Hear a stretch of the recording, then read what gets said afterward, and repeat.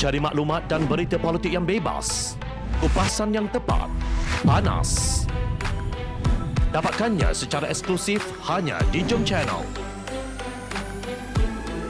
Komitmen kami, pentasan berita Isnin hingga Jumaat. Berbicara dan isu semasa, kami garapkan secara langsung. Panel-panel berkaliber dan profesional. Interaktif, pandangan anda kami raikan. Jangan lupa bersama kami di setiap hujung minggu dalam edisi khas mingguan. Jom Channel, moving forward, sharing a new experience.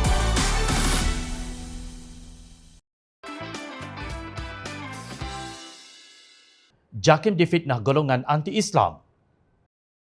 Laporan berita dalam media elektronik The Star bertarikh 10 Mac 2022 bahawa Jabatan Kemajuan Islam Malaysia JAKIM kini diletakkan di bawah bidang kuasa Majlis Raja-Raja susulan ketetapan mesyuarat Majlis Raja-Raja yang ke-258 pada 9 dan 10 Mac 2022 adalah kurang tepat dan dianggap boleh mengelirukan kata penyimpan mohor besar Raja-Raja Tan Sri Syed Daniel Syed Ahmad. Beliau menjelaskan bahawa pelantikan pengerusi Majlis Kebangsaan bagi Hal Ehwal Agama Islam Malaysia MKI sejak penubuhannya oleh Majlis Raja-Raja pada tahun 1968 telah dibuat oleh Majlis Raja-Raja dan Perdana Menteri. Ketika itu almarhum Tunku Abdul Rahman diperkenankan peranan dan tanggungjawab sebagai pengerusi.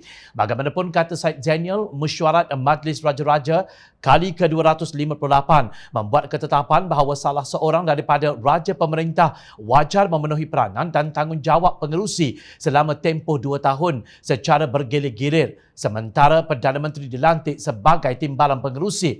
Ketetapan ini adalah selaras dengan perakuan yang dipersembahkan kepada Duli Yang Maha Mulia Raja-Raja oleh Jawatan Kuasa Tertinggi Hal Ehwal Islam peringkat persekutuan yang dipengerusikan oleh Allahyarham Tun Ahmad Sarji yang berpandangan bahawa oleh kerana Islam terletak di bawah bidang kuasa dan budi bicara Raja-Raja pemerintah adalah lebih bertepatan untuk MKI dipengerusikan oleh seorang Raja pemerintah. Perakuan Jawatan Kuasa telah dirunding oleh Duli Yang Maha Mulia Raja-Raja dengan pihak kerajaan yang telah mencapai persefahaman dan kata sepakat. Susulan daripada perkembangan tersebut, Majlis Raja-Raja kali ke-258 telah berkenan memilih Duli Yang Maha Mulia Sultan Selangor sebagai pengerusi Majlis Kebangsaan bagi Hal Ehwal Agama Islam Malaysia untuk tempoh 2 tahun. Jelasnya dalam satu kenyataan, The Star telah menerbitkan kenyataan Syed Daniel pada 12 Mac 2022. Susulan penerbitan berita yang mengelirukan itu, bekas Menteri di Jabatan Perdana Menteri Hal Ehwal Agama Datuk Seri Dr. Mujahid Yusof Rawal turut tampil untuk memberi pandangannya. Berita tersebut menggambarkan niat terpendam sesetengah pihak yang sentiasa memandang negatif kepada JAKIM yang punya peranan penting dalam menyelaraskan pentadbiran Islam di peringkat persekutuan dan negeri. Katanya dalam satu kenyataan, Mujahid menjelaskan bahawa butiran 15 peraturan MKI menyatakan bahawa kerja pentadbiran majlis terletak di bawah Jabatan Perdana Menteri. Semua pegawai dan kaki tangan yang menguruskan kerja-kerja pentadbiran majlis hendaklah orang yang beragama Islam. Beliau berkata berdasarkan peruntukan undang-undang sedia ada, sebarang perstrukturan semula pentadbiran hal ehwal orang Islam tetap di bawah kuasa MRR dalam perkara 38/6 Perlembagaan Persekutuan. Golongan yang skeptikal pada JAKIM perlu faham bagaimana satu badan seperti JAKIM boleh digambarkan lebih berkuasa dari punca kuasa yang menentukan keabsahannya atau legitimasi. Soalnya, menurut beliau, JAKIM hanya bertindak sebagai penyelaras kepada keperluan perundangan Islam, membangunkan dasar Islam dan pendidikan Islam serta sumber maklumat untuk meningkatkan syiar Islam dan pembangunannya seperti diperuntukkan dalam perlembagaan. Sesungguhnya JAKIM hanya ada kuasa atau tidak ada kuasa adalah mengikut fungsi dan peranannya yang ditetapkan oleh Majlis Raja-Raja, bukan kerana kehendaknya sendiri, kata Naib Presiden amanah itu. Seterusnya, Mujahid menjelaskan bahawa pada tahun 2018, beliau telah membentangkan kepada Kabinet kertas cadangan sebagai sokongan penubuhan jawatan kuasa Majlis Tertinggi Hal Ehwal Islam bagi membantu keputusan Majlis Raja-Raja pada 10 Julai tahun itu dari sudut peruntukan keuangan dan kemudahan lain untuk urusan sekretariat Sekretariat Jawatan Kuasa yang dipengerusikan oleh Allahyarham Tun Ahmad Sarji.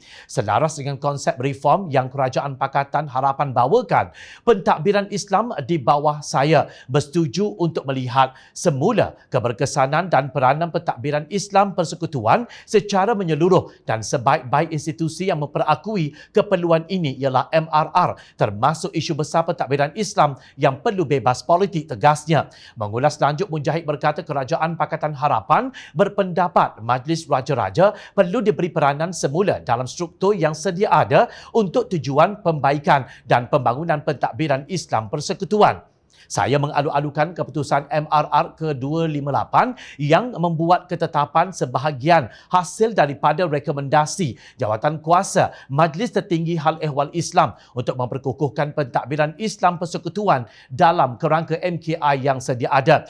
Rakyat sekalian mahukan MRR memandu agar pentadbiran Islam bebas politik dan selamat daripada menjadi tunggangan pihak tertentu sehingga menjejaskan perpaduan pelbagai kaum dan agama di negara ini, ujarnya.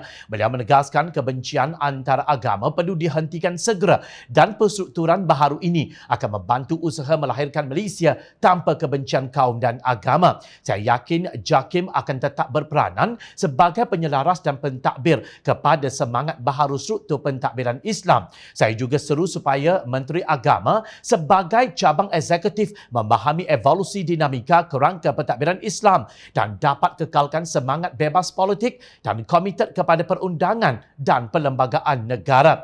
Beliau harus bersama hentikan para penunggang agama dari menodai pentadbiran Islam negara, tegas Mujahid. Ahli Parlimen Parit Buntar itu turut menyarankan agar JAKIM melakukan pemulihan sama ada dari sudut budaya bekerja maupun budaya berfikir, dan pengurusan tertinggi JAKIM perlu tamatkan kontrak di kalangan warga JAKIM yang punya idea yang ekstrim, jumud dan memaparkan imej yang buruk kepada Islam. Saya telah berusaha memperkenalkan dasar pentadbiran rahmah, aman, harmoni, mesra alami dan hormat, iaitu rahmah di kalangan warga JAKIM. Tapi malangnya kegilaan politik dengki dan khianat telah menamatkan usaha baik ini.